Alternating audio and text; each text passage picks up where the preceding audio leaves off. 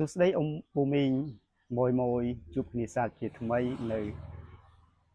ពេលរសៀលនេះកាលពីម្សិលមិញមានប្អូនប្រុសម្នាក់គាត់មក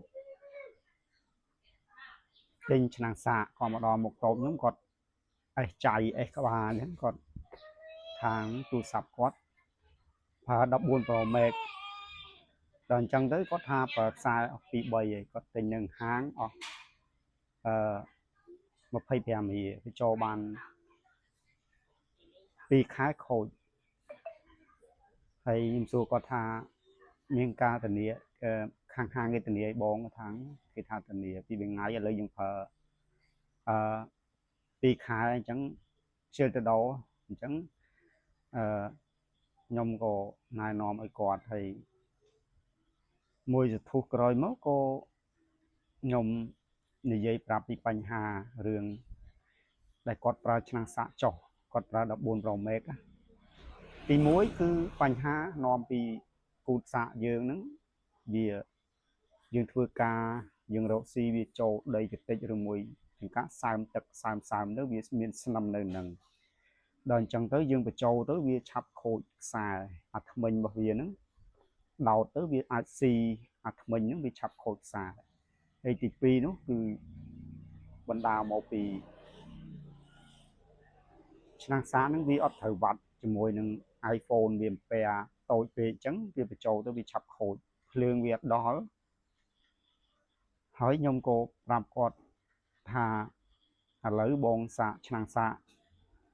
នៅហាងខ្ញុំម្ដងមើលគាត់ថាឆ្នាំងសាកមកអីគេមក Hotware អញ្ចឹងខ្ញុំខមមិនឲ្យគាត់ថាសឹងថាខ្ញុំព្រីឲ្យគាត់ប្រើមុនប្រើមួយខែអានេះ Type C ចាប់ពី X ទៅដល់14 Pro Max អំពែវាធំ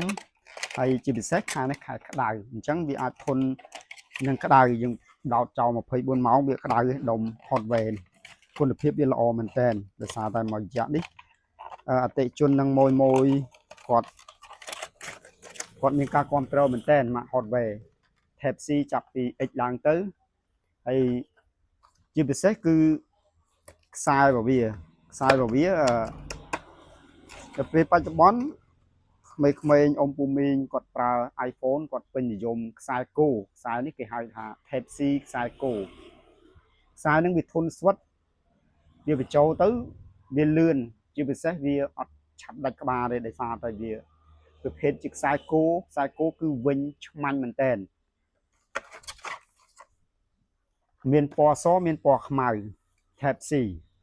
ហើយជាពិសេសមួយអ៊ំពូមីងគាត់ប្រើរយៈពេល1ខែលើសក៏បានដែរអាចយកមកដូរបានបើប្រើមានបញ្ហាទៅ Hotware នេះវាធន់នឹងកម្ដៅវាមានពែទប់កម្ដៅអញ្ចឹងយើងដោតចោល24 ម៉ោងអត់ក្ដៅទេហើយវាសាកថ្មលឿនមែនតើអញ្ចឹងសម្រាប់អ៊ំពូមីងមួយដែលគាត់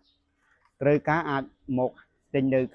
ហាងយើងផ្ទាល់ហើយជាពិសេសគាត់អាចកម្មង់តាមឆាតបានហើយសូមអរគុណ